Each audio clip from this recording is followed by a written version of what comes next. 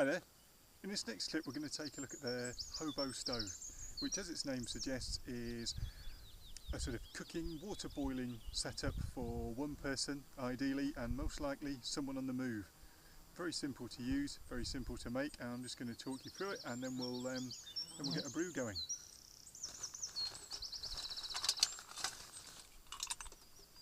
What we've got here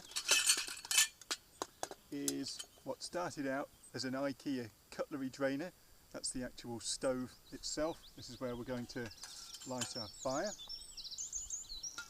Inside it I've got something you may recognise as the zebra billy can with its lid, and by tremendous convenience this kettle, self-made, fits right inside it. Now this started life as a countertop sugar caddy. I've added, I'll take a quick look, a slot spout, a little bit like the MSR kettle, a wooden handle and a bail. As you can see, it's very roughly made, but to be honest it works so well that I doubt if I'll bother making another one. This one works just fine. It's great for brewing coffee. Inside it I've got some proper ground coffee. Back here I've got 3 grades of wood. The Hobo Stove doesn't require a tremendous amount of prepped wood. Everything here I broke off the branches that you can see around me. Handy little spot for this. And because it's been dry for a few days, it's absolutely snap, crackle and pop dry.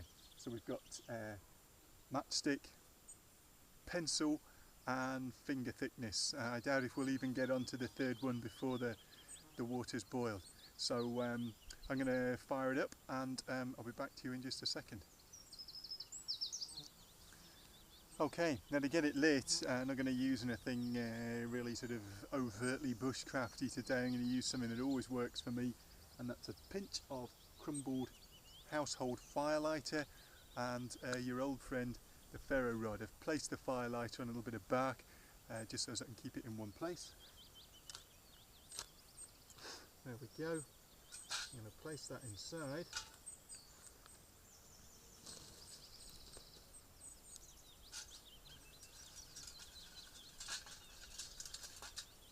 I'm going to add the first of the sticks. Not going in very well, but it's going to work, not a problem.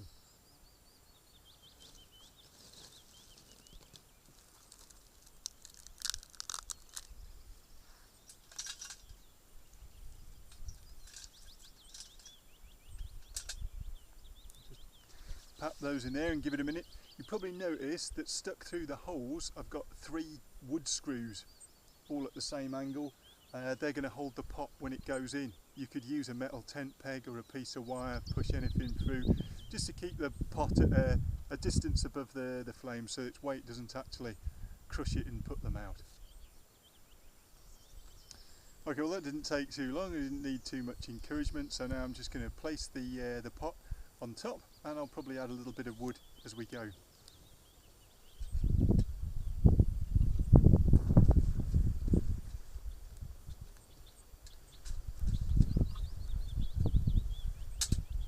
Sits quite nicely on the screws. You might have noticed down here I've got this convenient flat rock. Well, I found that under that felled tree. Obviously I don't want to scorch the ground. I want the next people along here to find it just the way I did about half an hour ago.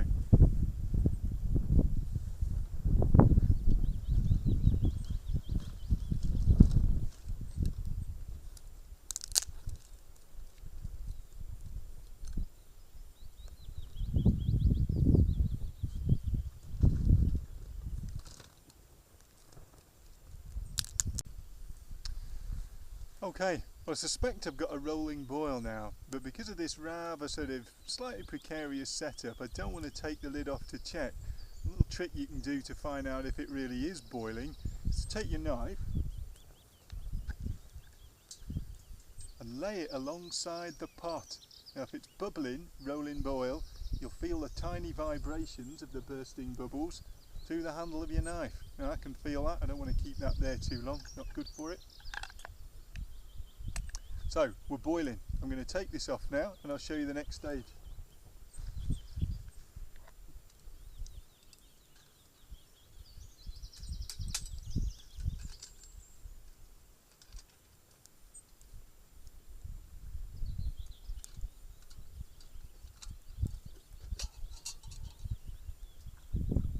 the lid comes off. I'm going to add my coffee now and I'm going to boil it up just for a short spell after that.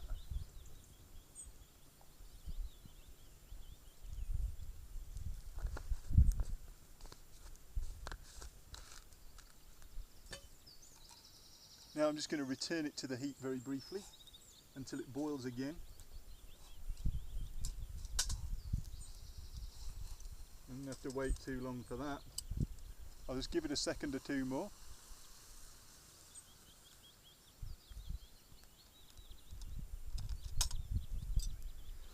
Now, because I don't have a filter or anything fancy like that, what I'm going to do now is add a small amount of cold water to the coffee and that'll sink the ground. There we go. Get rid of the rest of that.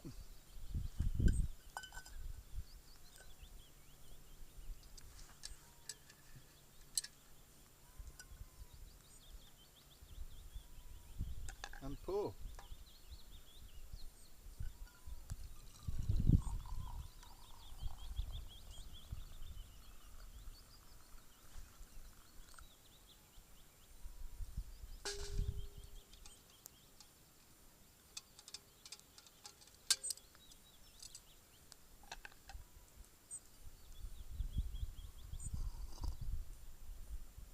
Yeah, it's hitting the spot.